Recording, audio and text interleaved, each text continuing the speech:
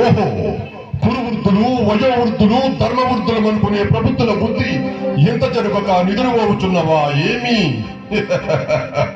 ఇప్పుడే లేచి అధర్మమని ఆవులించుచున్నవి. జోదము ధర్మ విరుద్ధము, సప్త మహావ్యసములలో నీచాతి నీచమైంది తెలిసి కూడా అంగీకార ముద్ర వేసి ఇంత జరగక మీరేనే వీక్షించి తెలియ. అయినను జూత క్రీడావతులకు ధర్మశుద్ధులతో మామను సరిజోడిగా ఆడించుతునే గాని చతుష్షష్టి కళాభిసారుతుడని నేనాడలేదే. ఆట తెలియకదా, ధర్మము తెలియను గనక.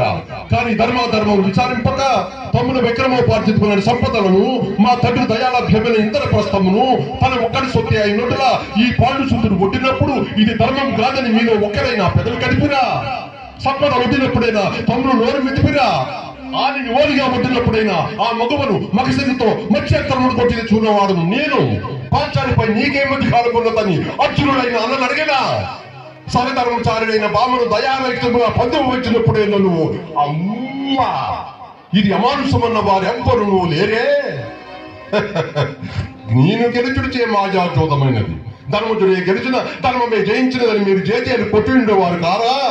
మీ పాండవ పక్షపాత బుద్ధితో ధర్మదేవతను బంధించి అధర్మదేవతను ప్రళయదండవాడించకండి.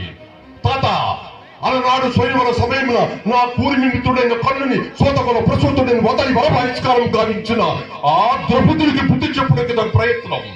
నాడు నన్ను అతిథిగా ఆహ్వానించి పరిహసించిన పంచపుత్రిక పాంచాలిపై పగ సాధించుడే దీని ఆంతర్యం. అంతియే గాని నా పితృదేవోదయాలభ్యమైన ఎగిరి పొడి కాసిపడు అల్పుడను కాను. అందును జ్యోతార్జనము విత్తలపై చెత్తమెత్తుకునే అధర్మడును కాను. నా హృదయాగ్ని జ్వాల ప్రతిరూపమే ఈ జోదము తాత. ఆ ప్రతీకార జ్వాలనే పాంచాలని ఆవరించినవి. పక్షపాత బుద్ధులతో పాతక కర్మలతో మెలుగడు సాగించు మీరు ఈ మహాసభలో మాట్లాడాలరులు.